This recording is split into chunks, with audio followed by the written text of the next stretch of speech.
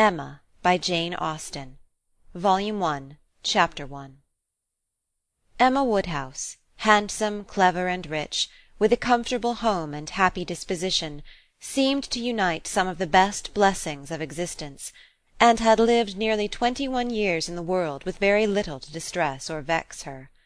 She was the youngest of the two daughters of a most affectionate, indulgent father, and had, in consequence of her sister's marriage, been mistress of his house from a very early period.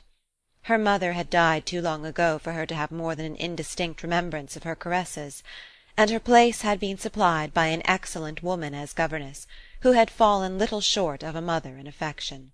16 years had Miss Taylor been in Mr. Woodhouse's family, less as a governess than a friend, very fond of both daughters, but particularly of Emma.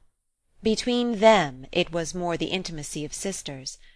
Even before Miss Taylor had ceased to hold the nominal office of governess, the mildness of her temper had hardly allowed her to impose any restraint, and the shadow of authority being now long passed away, they had been living together as friend and friend, very mutually attached, and Emma doing just what she liked, highly esteeming Miss Taylor's judgment, but directed chiefly by her own. The real evils, indeed, of Emma's situation were the power of having rather too much her own way, and a disposition to think a little too well of herself. These were the disadvantages which threatened alloy to her many enjoyments. The danger, however, was at present so unperceived that they did not by any means rank as misfortunes with her. Sorrow came, a gentle sorrow, but not at all in the shape of any disagreeable consciousness. Miss Taylor married. It was Miss Taylor's loss which first brought grief. It was on the wedding day of this beloved friend that Emma first sat in mournful thought of any continuance. The wedding over and the bride people gone, her father and herself were left to dine together, with no prospect of a third to cheer a long evening. Her father composed himself to sleep after dinner as usual, and she had then only to sit and think of what she had lost. The event had every promise of happiness for her friend. Mr. Weston was a man of unexceptionable character, easy fortune, suitable age, and pleasant manners, and there was some satisfaction in considering with what self-denying, generous friendship she had always wished and promoted the match. But it was a black morning's work for her. The want of Miss Taylor would be felt every hour of every day.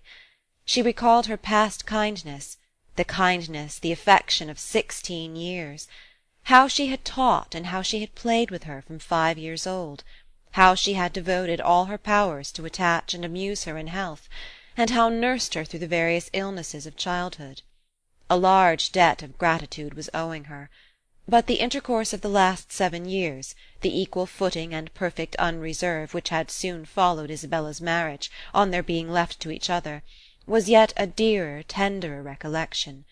She had been a friend and companion such as few possessed, intelligent, well-informed, useful, gentle, knowing all the ways of the family, interested in all its concerns, and peculiarly interested in herself, in every pleasure, every scheme of hers, one to whom she could speak every thought as it arose, and who had such an affection for her as could never find fault.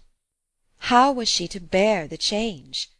It was true that her friend was going only half a mile from them, but Emma was aware that great must be the difference between a Mrs. Weston only half a mile from them, and a Miss Taylor in the house, and with all her advantages, natural and domestic, she was now in great danger of suffering from intellectual solitude. She dearly loved her father, but he was no companion for her. He could not meet her in conversation, rational or playful. The evil of the actual disparity in their ages, and Mr. Woodhouse had not married early, was much increased by his constitution and habits, for having been a valetudinarian all his life, without activity of mind or body, he was a much older man in ways than in years, and though everywhere beloved for the friendliness of his heart and his amiable temper, his talents could not have recommended him at any time.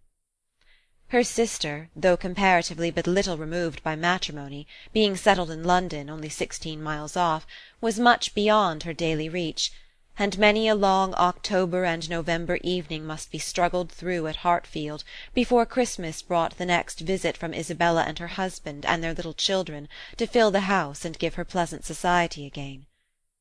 Highbury, the large and populous village almost amounting to a town, to which Hartfield, in spite of its separate lawn and shrubberies and name, did really belong, afforded her no equals.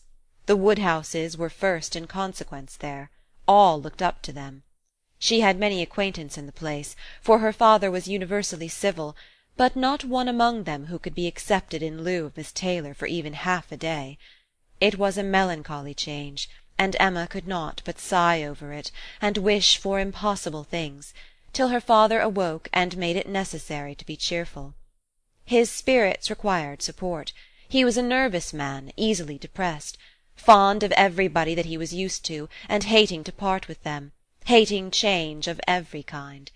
Matrimony, as the origin of change, was always disagreeable, and he was by no means yet reconciled to his own daughter's marrying, nor could ever speak of her but with compassion, though it had been entirely a match of affection, when he was now obliged to part with Miss Taylor too; and from his habits of gentle selfishness, and of being never able to suppose that other people could feel differently from himself, he was very much disposed to think Miss Taylor had done as sad a thing for herself as for them, and would have been a great deal happier if she had spent all the rest of her life at Hartfield. Emma smiled and chatted as cheerfully as she could, to keep him from such thoughts, but when tea came, it was impossible for him not to say exactly as he had at dinner. "Poor Miss Taylor! I wish she were here again. What a pity it is that Mr. Weston never thought of her!" "I cannot agree with you, papa. You know I cannot. Mr. Weston is such a good-humoured, pleasant, excellent man, that he thoroughly deserves a good wife. And you would not have had Miss Taylor live with us for ever, and bear all my odd humours, when she might have a house of her own." "A house of her own? But where is the advantages of a house of her own? This is 3 times as large. And you never have any odd humours, my dear." "How often we shall be going to see them, and they coming to see us! We shall be always meeting. We must begin. We must go and pay wedding visit very soon." "My dear, how am I to get so far? Randalls is such a distance. I could not walk half so far." "No, papa, nobody thought of your walking. We must go in the carriage, to be sure." "The carriage? But James will not like to put the horses to for such a little way. And where are the poor horses to be while we are paying our visit?" "They are to be put into Mr. Weston's stable, papa. You know we have settled all that already. We talked it all over with Mr. Weston last night. And as for James, you may be very sure he will always like going to Randalls, because of his daughter's being housemaid there. I only doubt whether he will ever take us anywhere else. That was your doing, papa. You got Hannah that good place. Nobody thought of Hannah till you mentioned her. James is so obliged to you." "I am very glad I did think of her. It was very lucky, for I would not have had poor James think himself slighted upon any account, and I am sure she will make a very good servant. She is a civil, pretty-spoken girl. I have a great opinion of her.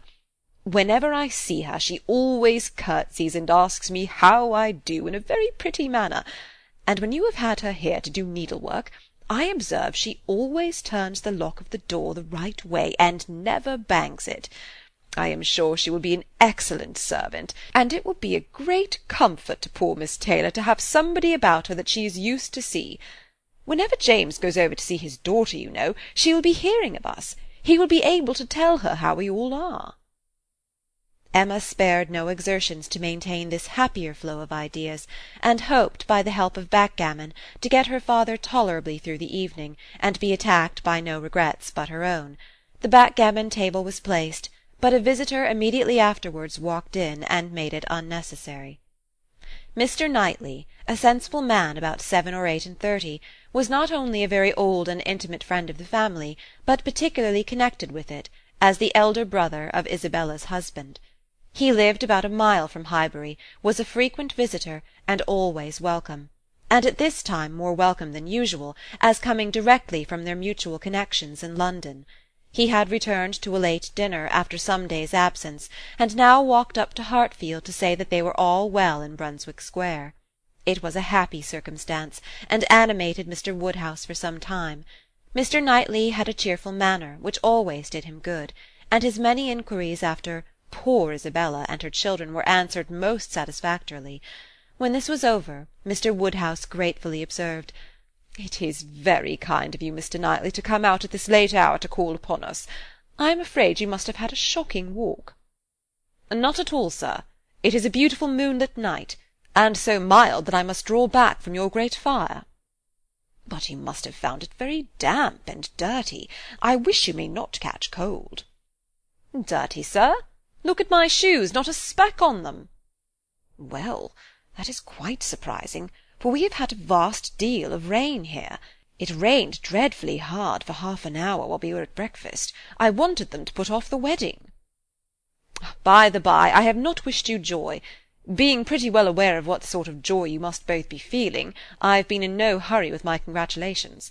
But I hope it all went off tolerably well. How did you all behave? Who cried most?" "Oh, poor Miss Taylor! 'Tis a sad business." "Poor Mr. and Miss Woodhouse, if you please, but I cannot possibly say poor Miss Taylor. I have a great regard for you and Emma, but when it comes to the question of dependence or independence, at any rate, it must be better to have only one to please than two." "Especially when one of those two is such a fanciful, troublesome creature," said Emma playfully. "That is what you have in your head, I know, and what you would certainly say if my father were not by." "I believe it is very true, my dear, indeed," said Mr. Woodhouse with a sigh. "I am afraid I am sometimes very fanciful and troublesome." "My dearest papa, you do not think I could mean you, or suppose Mr. Knightley to mean you? What a horrible idea! Oh no, I meant only myself. Mr. Knightley loves to find fault with me, you know. In a joke. It is all a joke. We always say what we like to one another." Mr. Knightley, in fact, was one of the few people who could see faults in Emma Woodhouse, and the only one who ever told her of them, and though this was not particularly agreeable to Emma herself, she knew it would be so much less to her father, that she would not have him really suspect such a circumstance as her being not thought perfect by everybody. "Emma knows I never flatter her," said Mr. Knightley, "but I meant no reflection on anybody. Miss Taylor has been used to have two persons to please, she will now have but one. The chances are that she must be a gainer." "Well," said Emma, willing to let it pass, "you want to hear about the wedding, and I shall be happy to tell you, for we all behaved charmingly.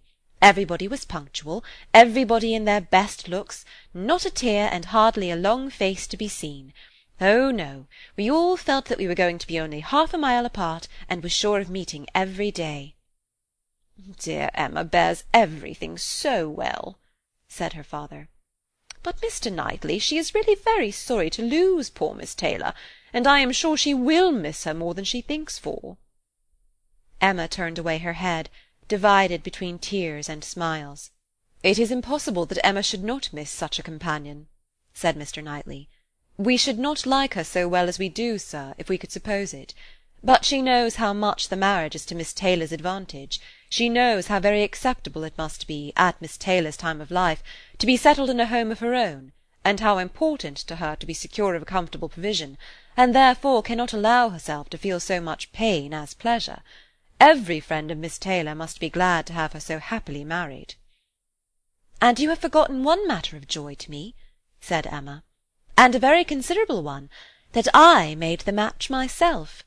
I made the match, you know, 4 years ago, and to have it take place and be proved in the right, when so many people said Mr. Weston would never marry again, may comfort me for anything."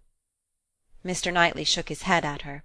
Her father fondly replied, "Ah, my dear, I wish you would not make matches and foretell things, for whatever you say always comes to pass. Pray do not make any more matches." "I promise you to make none for myself, papa, but I must indeed for other people. It is the greatest amusement in the world, and after such success, you know. Everybody said that Mr. Weston would never marry again. Oh dear, no! Mr. Weston, who had been a widower so long, and who seemed so perfectly comfortable without a wife, so constantly occupied either in his business in town or among his friends here, always acceptable wherever he went, always cheerful. Mr. Weston need not spend a single evening in the year alone if he did not like it.